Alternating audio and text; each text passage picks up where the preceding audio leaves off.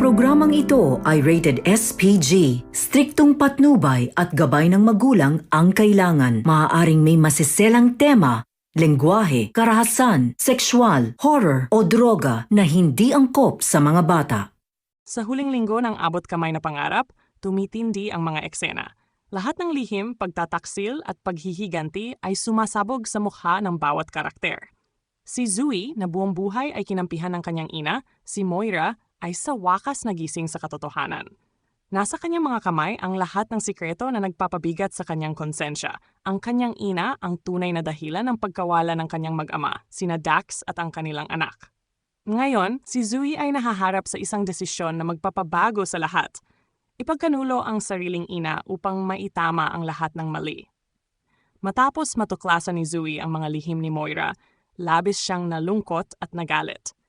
Hindi niya sukat akalain na ang babaeng matagal niyang hinangaan at pinagkakatiwalaan ay siya palang ugat ng lahat ng sakit na dinanas niya sa buhay, kasama ang pagkawala ni Dax at ng kanilang anak. Mahirap ang kanyang desisyon, parang pinuputol ang kanyang puso dahil mahal pa rin niya ang kanyang ina. Subalit, alam niyang hindi na niya kayang balewalain ang mga kasalanan ni Moira. Hindi na siya maaaring magbulag-bulagan at sundin ang mamamaling utos nito. Tumawag si Zooey kay RJ upang humingi ng tawad. Alam niyang marami siyang kasalanan sa mga bida ng kwento. Naging kasangkapan siya sa mga kasamaan ni Moira at wala siyang nagawa kundi sumunod sa plano ng kanyang ina. Humingi siya ng tawad kay RJ, umaasa na baka sakaling may paraan pa upang makabawi. Ngunit ang kapalit ng hinihingi ni RJ ay mabigat. Kailangan niyang ipagkanulo si Moira at isuko ito sa mga pulis. Sa kabila ng pagmamahal kay Moira, napagtanto ni Zooey na ito na lang ang tanging paraan upang maitama ang mga pagkakamali. Kung hindi niya ito gagawin, tuluyan na siyang masisira. Nagdesisyon siyang makipagkita kay Moira upang isakatuparan ang plano. Sa isang tagong lugar, nagtagpo sina Zooey at Moira. Masaya si Moira at puno ng pag-asa. Iniisip niyang napatawad na siya ng kanyang anak at maari na silang magsimulang muli. Sabi niya kay Zooey na magpapakalayo-layo sila at may sapat siyang pera upang bumuo ng bagong buhay sa ibang bansa. Ngunit ang saya ni Moira ay mabilis na napalitan ng takot nang biglang pusasan siya ni Zooey. Hindi inaasahan ni Moira na magagawa ito ng kanyang anak. Kaagad na dumating ang mga pulis kasama sina RJ, Annalyn at Nushi. Sumabog sa galit si Moira at tinawag si Zooey na traidor at walang utang na loob. Sinabi pa ni Moira na pagsisisihan ni Zooey ang kanyang ginawa at hindi na siya makakabangon muli. Ang kasamaan ni Moira ay umabot na sa sukdulan kahit ang sarili niyang anak ay kaya niyang saktan para lamang mailigtas ang kanyang sarili. Inamin pa ni Moira na si Zooey mismo ang nagtulak kay Lolo Pepe sa bangin dahilan ng pagkamatay nito. Ang revelasyong ito ay matinding dagok para kay RJ, ngunit hindi siya basta naniwala. Alam niyang desperado si Moira at sinisikap lamang nitong idamay ang kanyang anak upang malusutan ang kanyang mga krimen. Sa kabila ng kanyang paniniwala, hindi maiwasang magkaroon ng kaunting pag-aalinlangan sa isip ni RJ. Paano kung totoo ang sinasabi ni Moira? Samantala, si Nushi naman ay tahimik na nagmamasid. Alam niyang sa wakas, natapos na ang paghahari ng kanyang kapatid na si Moira. Matagal na siyang nagdusa sa mga kasalanan nito at ngayon, nakahinga na siya ng maluwag. Para kay Nushi, ito ng hustisya na matagal na niyang inaasam, ang makitang nadakip ang kanyang kriminal na kapatid. Si Carlos, na nagtatangka ding magiganti kay Moira, ay hindi na nakagalaw nang dumating ang mga pulis. Ang kanyang plano ng paghihiganti ay nauwi sa wala.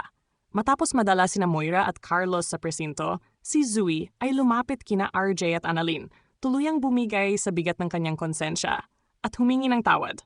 Inamin niyang malaki ang kanyang mga kasalanan. Lahat ng ito ay dahil sa pagsunod kay Moira. Humingi rin ng tawad si Nushi. Ipinaliwanag na napilitan lamang siyang tulungan si Moira dahil sa utos ng kanilang ina, si Madam Chantal. Sina RJ at Annalyn, sa kabila ng lahat, ay simbolo ng kabutihan at kapatawaran.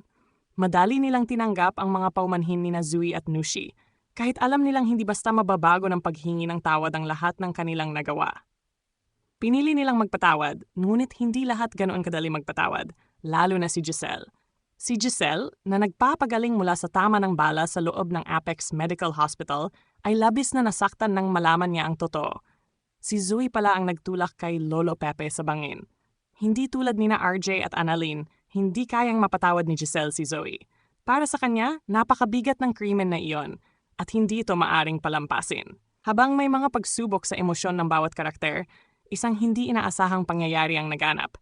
May mga armadong lalaki ang biglang lumusob sa Apex Medical Hospital, walang iba kundi ang utos ni Moira na nakatakas mula sa pagkakaaresto. Sa kabila ng pagkadakip niya, hindi pa rin siya sumusuko sa paghihiganti. Ngunit sa pagkakataong ito, mabilis na rumesponde ang mga pulis at tuluyan nang natapos ang paghahari ni Moira. Ngunit hindi pa tapos ang laban ni Zooey. Sa kabila ng kapatawaran na natanggap niya mula kina RJ at Annalyn, si Giselle ay hindi papayag na hindi pagbayaran ni Zooey ang krimen na kanyang ginawa kay Don Pepe. Labag man sa kalooban ni RJ, pipilitin ni Giselle na sampahan ng kaso si Zooey at ipaglaban ang hustisya para sa kanyang yumaong ama. Kaya kung isa ka rin sa mga naniniwalang dapat makulong si Zooey upang pagbayaran ang kanyang mga kasalanan, huwag kalimutang i-click ang like at subscribe. Maari ka ring mag-iwan ng komento sa ibaba para sa iyong mga saloobin. Maraming salamat sa iyong panonood.